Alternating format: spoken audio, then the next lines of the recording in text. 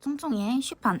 근로계약서를 작성을 할 때 상실 의무의 종류로서 경업금지 의무가 있어요.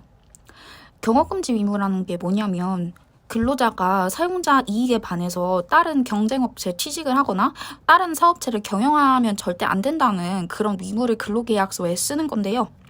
근데 이게 근로계약이 종료된 이후에도 그러한 경업금지 의무가 계속 유지가 되는지 그게 문제가 됩니다.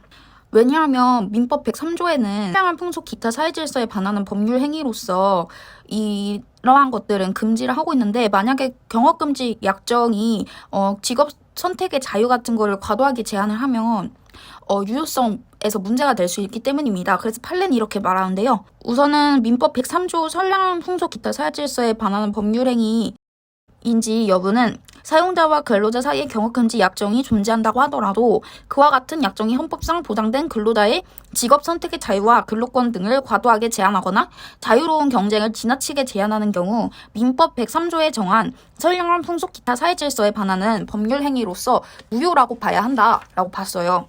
그러면 경업금지 약정 유효성은 어떻게 판단할까요? 우선 판례는 이렇게 말합니다. 우선 첫 번째로는 보호할 가치 있는 사용자의 이익, 두 번째로는 근로자의 퇴직 전 지위, 세 번째로는 경업 제한의 기간, 지역, 대상 직종, 네 번째로는 근로자에 대한 대가의 제공 유무, 다섯 번째로는 근로자의 퇴직 경위, 여섯 번째로는 공공의 이익 및 기타 사정 등을 종합적으로 고려해야 하고, 근데 여기서 첫 번째 말했던 보호할 가치 있는 사용자의 이익은 부정경쟁 방지 및 영업 비밀 보호에 관한 법률 제2조 2호에서 정한 영업 비밀뿐만이 아니라 두 번째로는 그 정도에 이르지 아니하였다고 하더라도 사용자만이 갖고 있는 지식 또는 정보로서 근로자와 이를 제3자에게 누설하지 않기로 약속을 한 것이거나, 아니면 세 번째로는 고객관계, 아니면 네 번째로는 영업상의 신용의 유지, 이런 것들도 보호할 가치는 사용자의 이익이라고 볼 수 있습니다. 다시 복습을 해볼게요.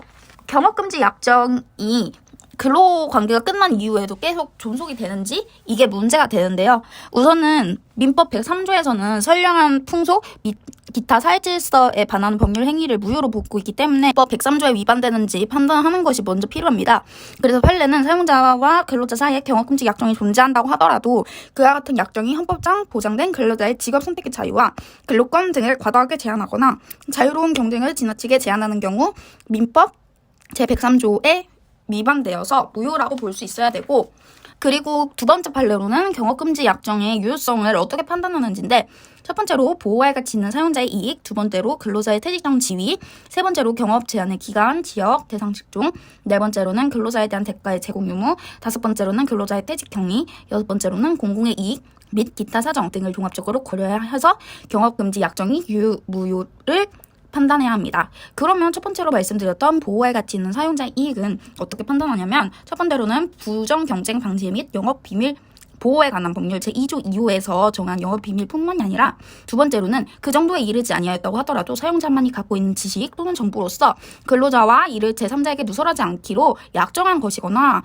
세 번째로는 고객관계 또는 네 번째로는 영업상의 신용의 유지도 이에 포함된다라고 보았습니다.